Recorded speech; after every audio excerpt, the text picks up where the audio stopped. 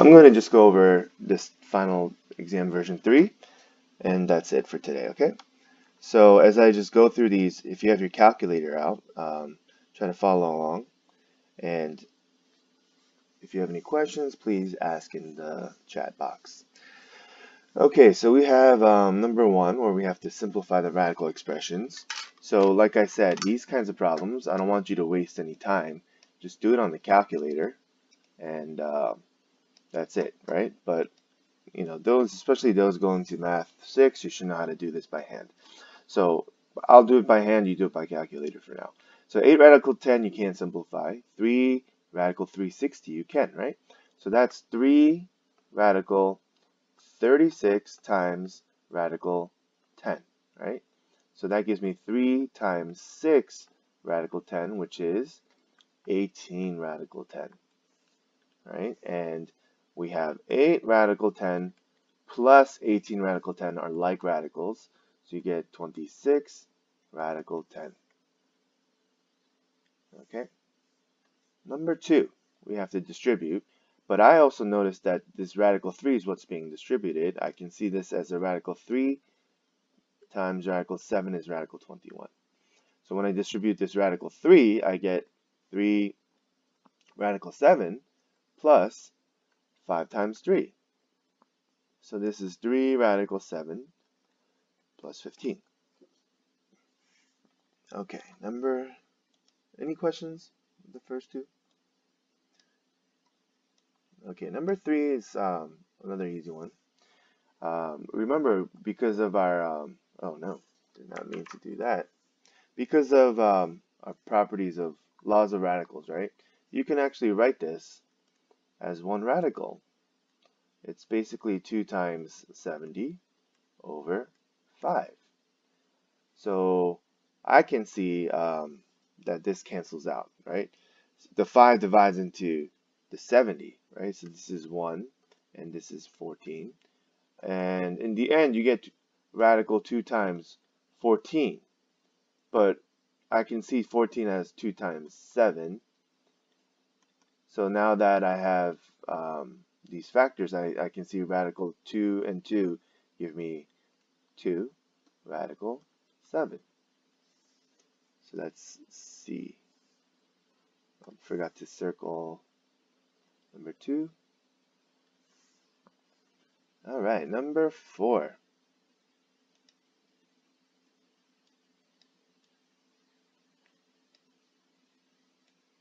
This one you can't do on the calculator. Actually, in fact, let me circle the ones that you can do on the calculator. That way, you should recognize it when you see it on the exam, right? Okay, so out of the first page, okay, from the first page, the ones you can do by calculator, I'm going to circle with green, okay? So that's number 1, number 2, number 3. All right, so number 4 and 5 you're going to have to do by hand. So let's do those and then I'll move on to the next page. Okay, we have the laws of exponents here. So I'm just going to draw a fraction bar. 15 over 5, right? That's 3. And then I have x to the 8th over x cubed. That's x to the 8 minus 5 is x to the 5th. And the y's, I have to kind of do this first, the numerator first, right? Y to the 7 times 4 is 28 over y to the negative 17. So that's basically addition, right?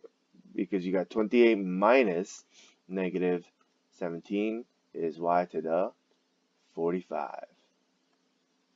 So this is y to the 45. All of this is over 1. So that gives me B as the answer choice. For number 5, you have you have to add the exponents for the x, right? So x to the negative 9 plus negative 6 plus 15. So I see negative 9 and negative 6 is negative 15 plus 15 gives me x to the 0, right? So my coefficient here is 3 times x to the 0. We know x to the 0 is equal to 1. So it's 3. Just 5. Number 5 is just 3. Any questions with that? Okay, so that was like a little curveball there. Alright, moving on. Let's move to number 6. Oh, someone joined us. Oh, no, they didn't. Alright. What is all that noise?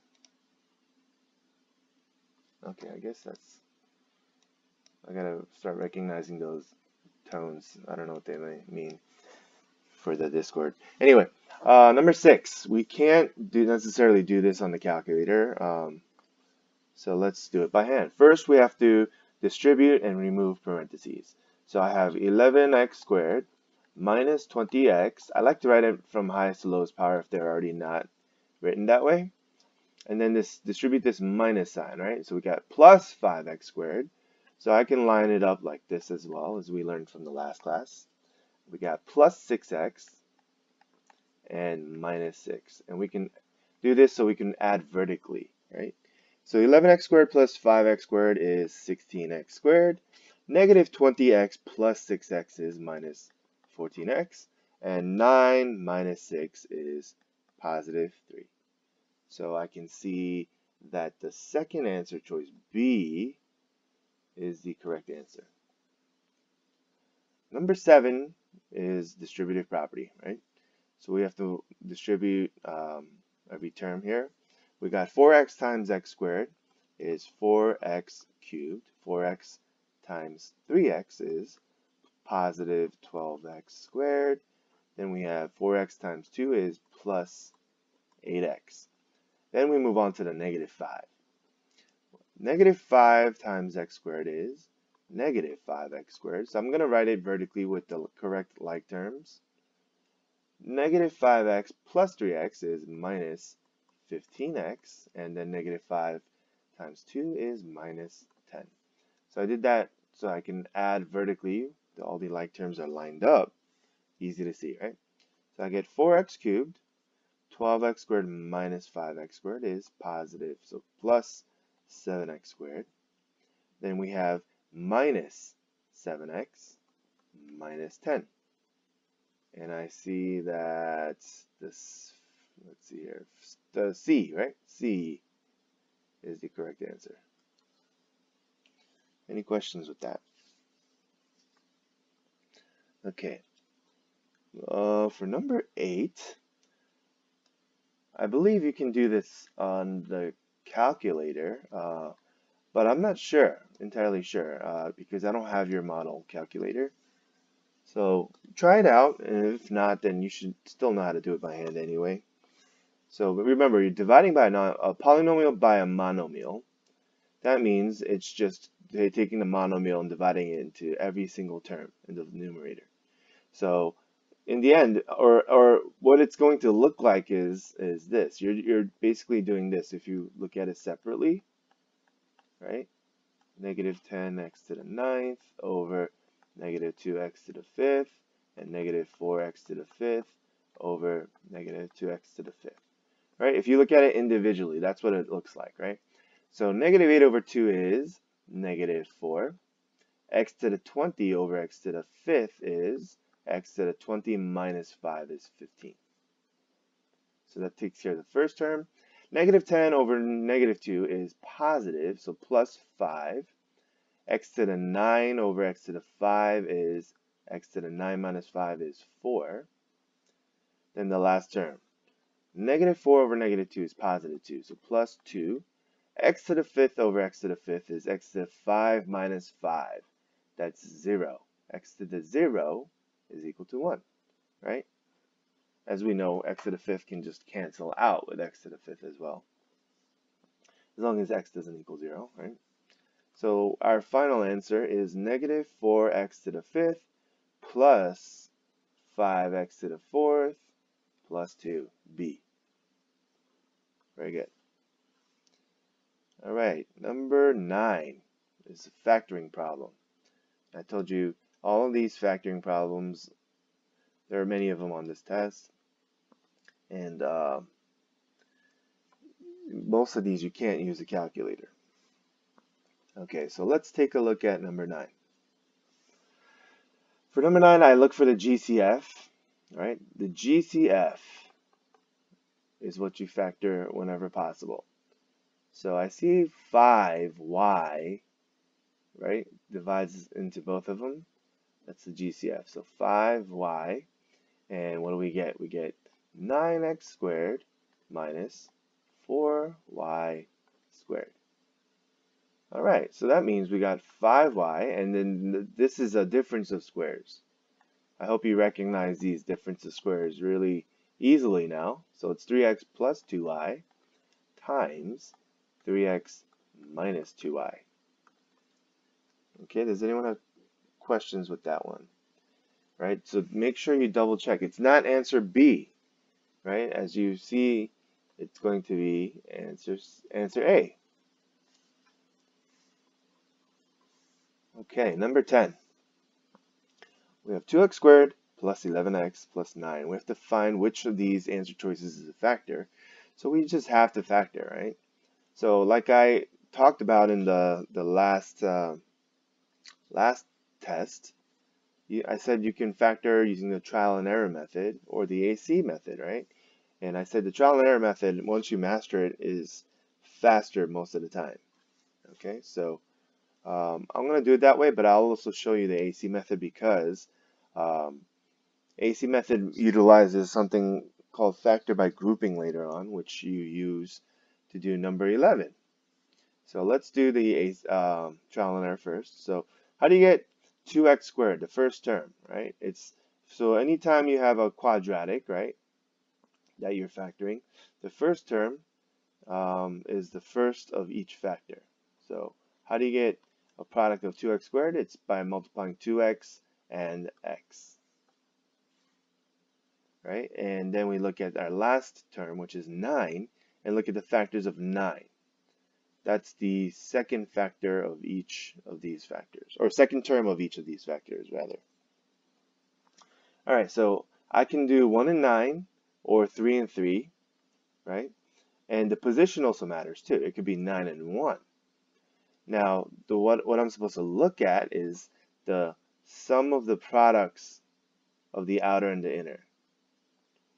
Okay, if you look at the product of the outer and the product of the inner, yeah, they have to add up to this middle term here. Okay, so let's say I did 9.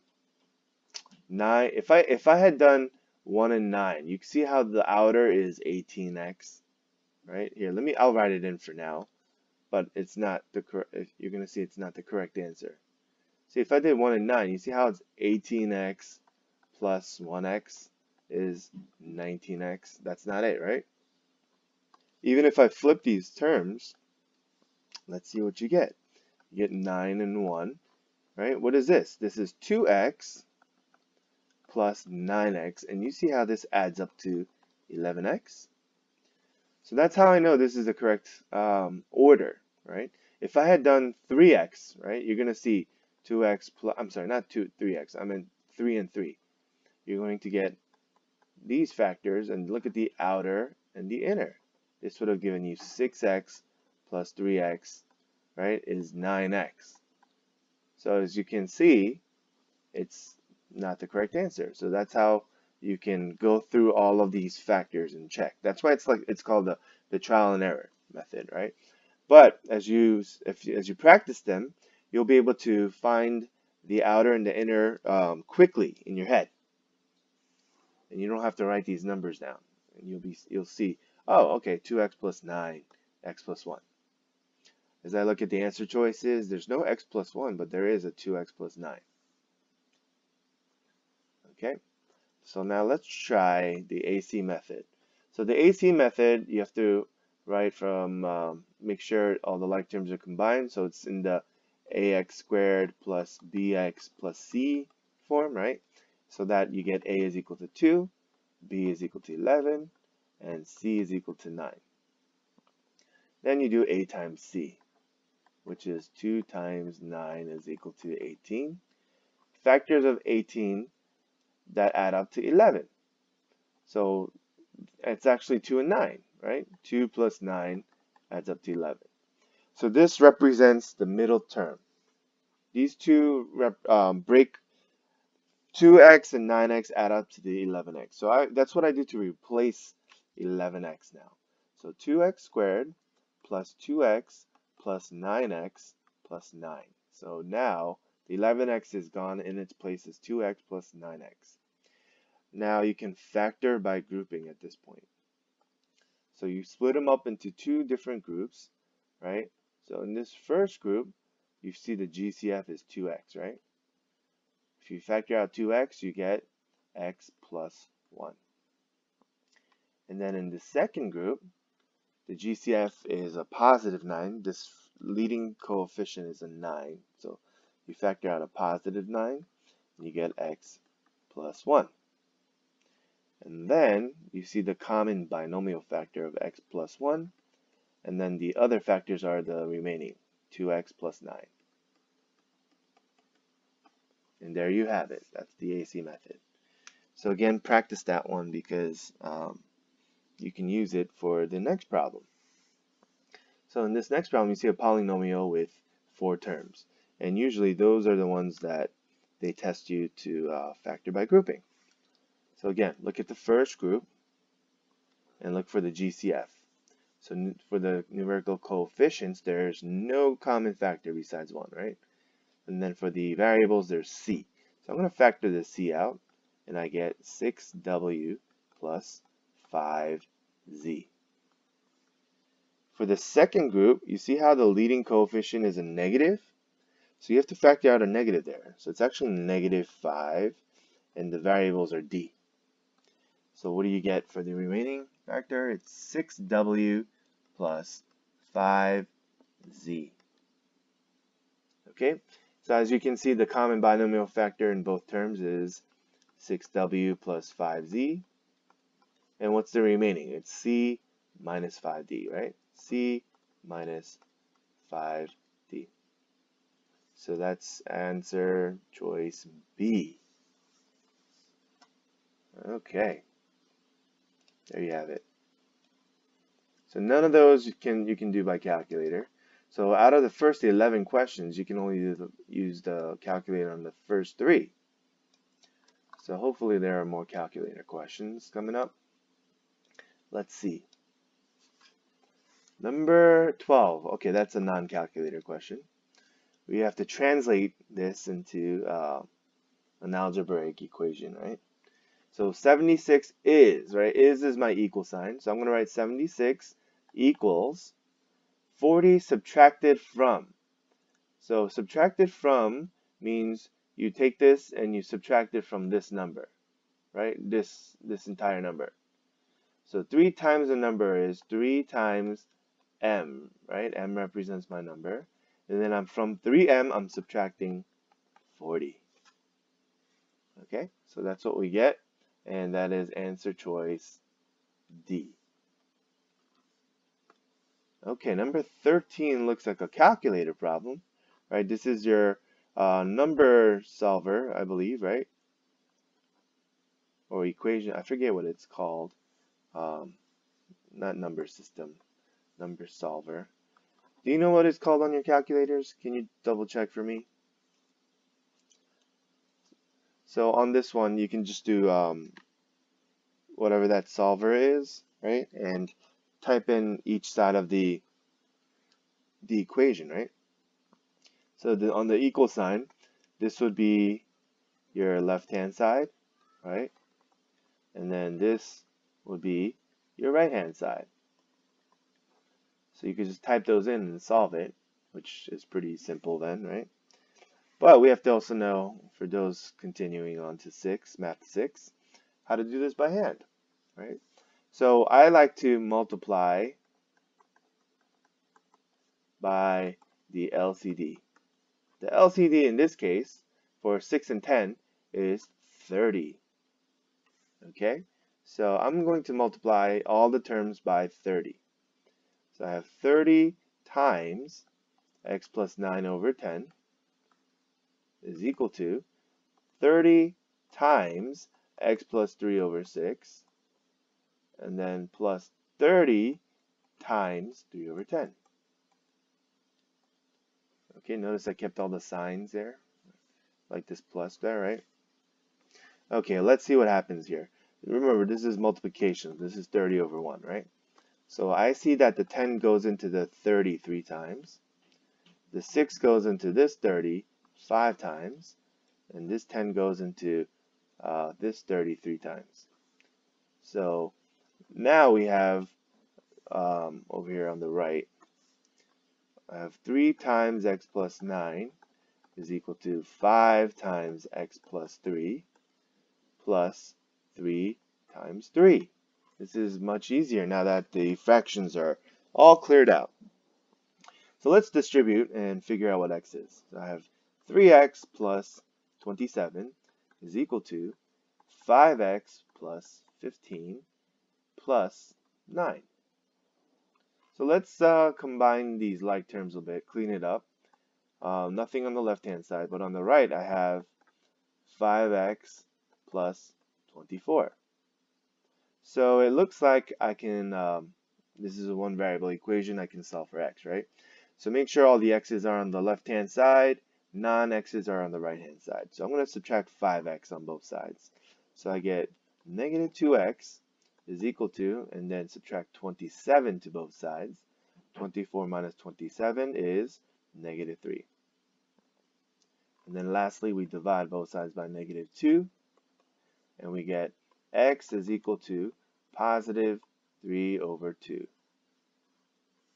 And that gives us answer choice C. Not bad, right? Okay, it looks like number 14 is a calculator question as well. You can do that on the calculator. Let's see here.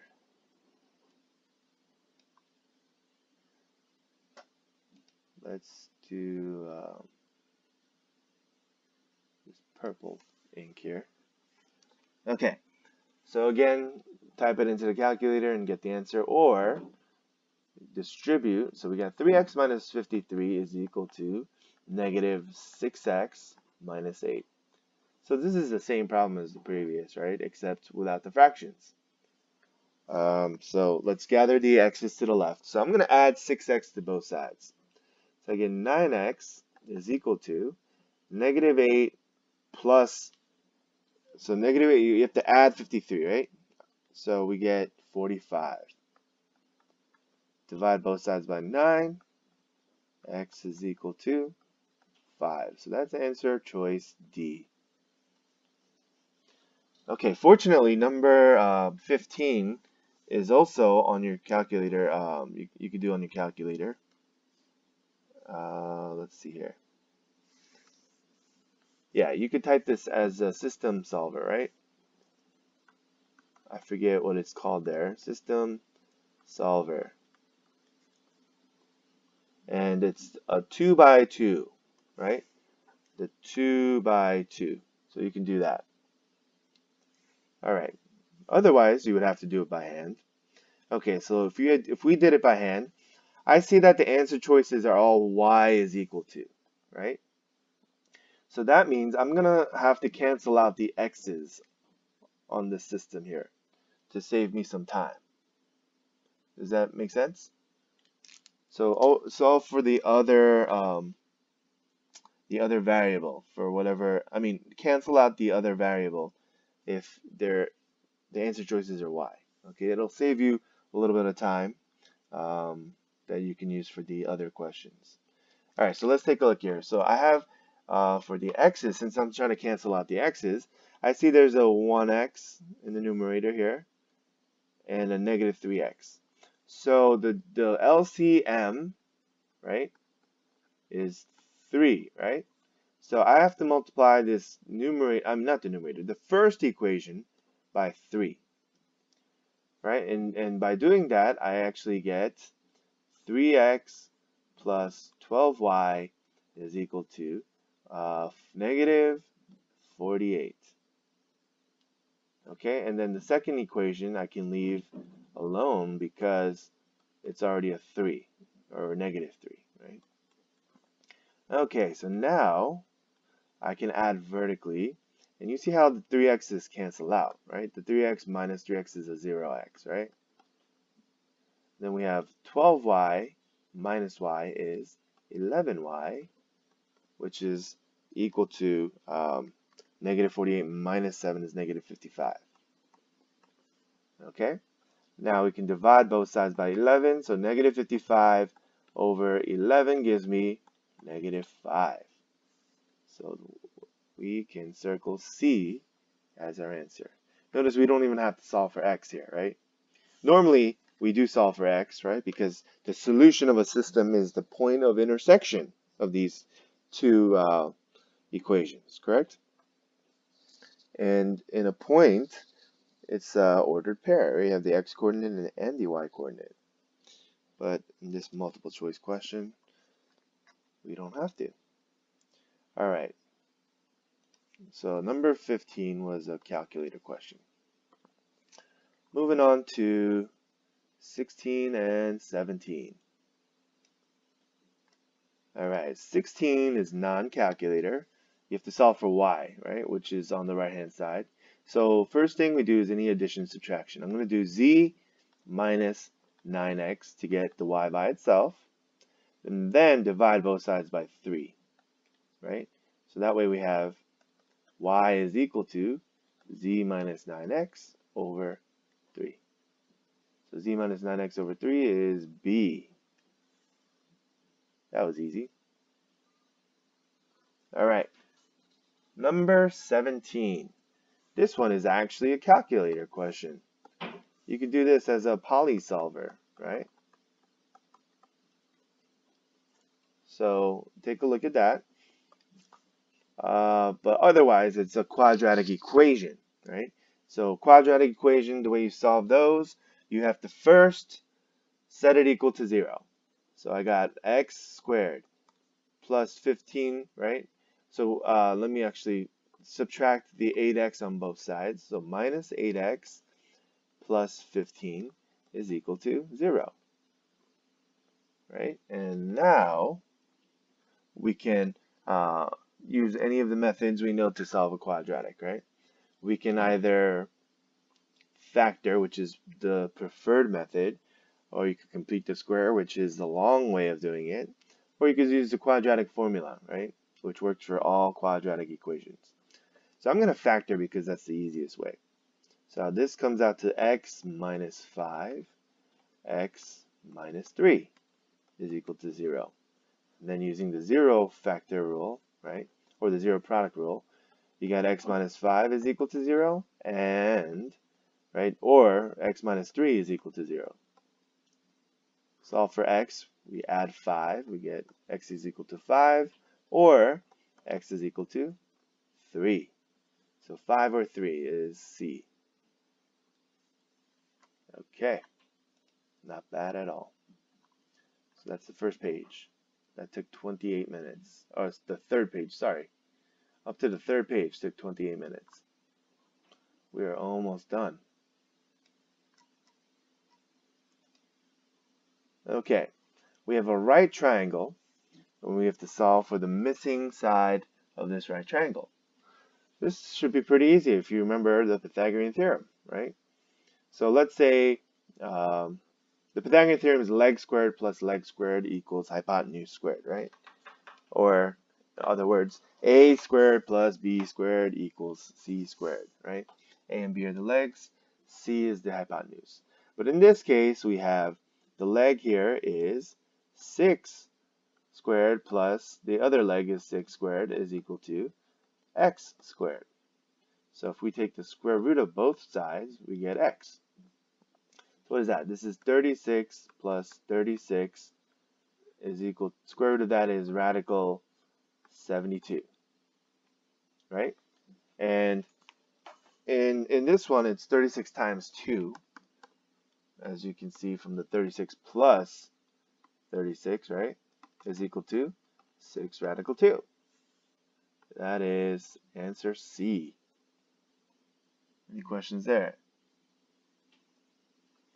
Okay. So we're like just going right pretty quickly here. Um, but yeah, if there's anything you're not getting, please ask. So that means part of this you can do on the calculator, right? Part of this. So I'll just underline it. Number 19. I don't believe you can do the inequalities on the calculator. So we're going to have to just solve this inequality by hand. So let's do that. So we have, I'll do this. Bring the x's to the one side. It's a one variable inequality. So I'm going to add x to both sides. So if I add x, I get negative 4x, right? And then subtract 5 to both sides. So 13 minus 5 is 8. So now I'm actually going to divide both sides by this negative 4. And remember, when you divide by a negative or multiply by a negative for inequalities, the inequality sign flips, it changes, right? So this greater than becomes a less than. 8 divided by negative 4 is negative 2, right? And as you can see, it's an open circle at negative 2, and less than means to negative infinity. So it's answer choice A. Very good.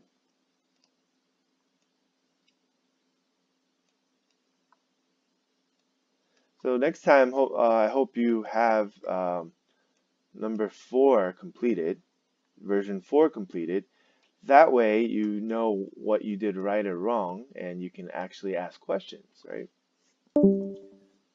Okay, let's continue on. We have, oh, we lost someone.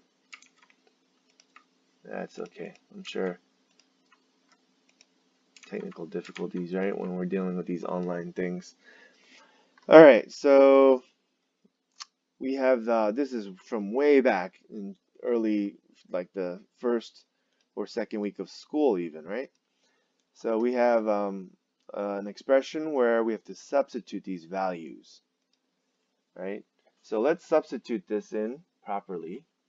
We have b, which is 4, times a is negative 5. So I'm going to use parentheses around that negative, plus negative 5 parentheses squared, right? Plus 4 squared times negative 5. So this gives me negative 20 plus 25, right? And then we got plus 16 times negative 5. That's negative 80 right there. So I have negative 20 plus 25. Here, let me write it down here. Plus 25 minus 80. So I see the negatives add up to a negative 100 plus 25. That's negative 75. D. Okay, so honestly, this is a calculator problem too. You can just do that, type that in.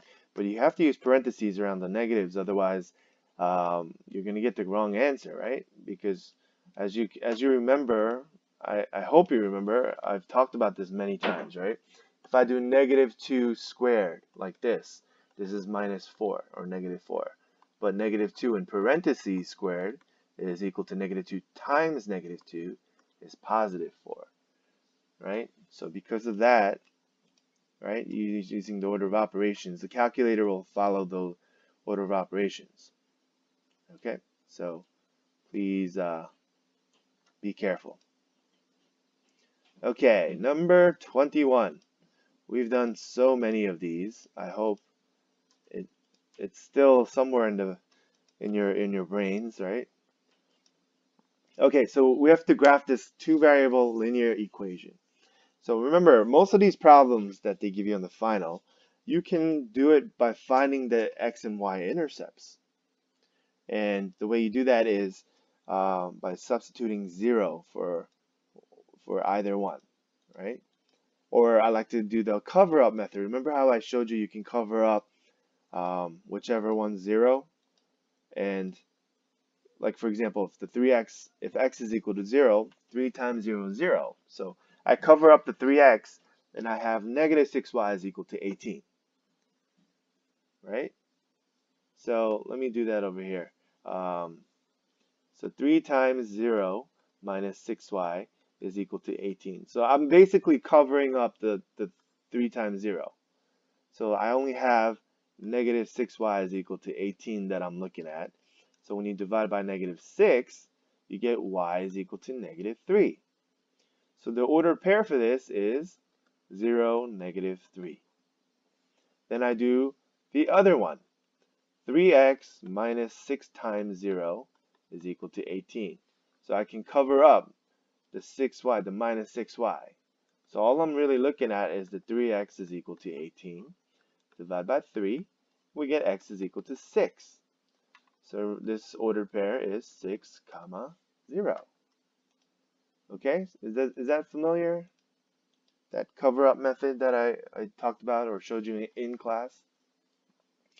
Alright, so now that we have our ordered pairs, I'm going to look and see which graph has 0, negative 3, and 6, 0. And as you can see, in answer choice B, we have 0, negative 3 down here, 6, 0 over there. So that is our answer. Answer choice B.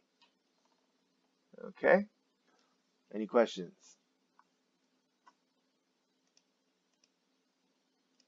All right. Last page and we're done. All right. This one, you could do parts of it on the calculator, but most of it is you just have to remember what to do, right? So the equation of a line, right, most of the time it's going to be in slope-intercept form, which is y equals mx plus b, right? And the slope formula is what? If you have two ordered pairs, it's y2 minus y1 over x2 minus x1. So I'm going to label this as x1, y1, x2, y2. That way we can keep our information organized. So first thing we need to do is find the slope. So the slope is equal to y2 minus y1 over x2 minus x1. So that gives me 23 plus 4 is 27 over 7 plus 2 is 9. 27 over 9 is equal to 3. Everyone got that? Now that we have the slope, I can substitute it with the y, the m, and the x to solve for the b. Okay? So let's use a different color here. I'll use this purple here. Alright, so y, so I'm going to use the first order pair. The numbers are just smaller, okay? So negative 4 is y, is equal to m, which is 3, times x, which is the negative 2, plus b. So negative 4 is equal to negative 6 plus b. So if I add 6 to both sides, I get positive 2 is equal to b. So what is my final answer? Y is equal to 3x plus 2. That gives me answer choice B. All right. Number 23, I told you the vertical line is the x, right? X is equal to, right? X is the vertical line. Vertical line is the x coordinate, which is, and then it's x, the equation is x is equal to the x coordinate. And then for the horizontal line, it's y is equal to the y coordinate, negative 9. Right? So since they're asking for the vertical line, it's x is equal to 10. That was easy. You just have to remember it. All right, last two problems are also non-calculator. Let's see here. We have an equation in standard form, which we have to change to slope-intercept form, right? That's the only way we can get the slope in the y-intercept. So we have to solve for y here. So I'm going to subtract 7x to both sides. Okay? So I have negative 9y is equal to negative 7x minus 27. Then we divide both sides by negative 9. So we have y is equal to negative 7 over negative 9 is positive 7 over 9x. And then negative 27 over negative 9 is positive 3. So as you can see here, the slope is the 7/9, and the b, right, the y-intercept is 3, so it's 0b, which is 0, 3. So that is answer choice B. Any questions there? Okay, last question for the day. What is the slope of this graph here? So I told you all you have to do is find the obvious points and count. So I see negative 6, 0. I don't see any obvious points until I get to 0, negative 5. So I have to count. I'm going to go down, up or down first, and then right. Okay? So I have to go down 1, 2, 3, 4, 5 units, and then I have to go across 1, 2, 3, 4, 5, 6. So down 5 and right 6. So the slope is equal to, oh, that's a terrible M. The slope is equal to the change in y, so it's down 5 over the change in x, which is right 6. That is the slope. And as you can see there, it's answer choice D. Okay. Do you have any questions with this final exam or this sample final exam? All right, so now you've seen 3 versions of these. I want you to try the 4th one, and we'll go over it for the next class.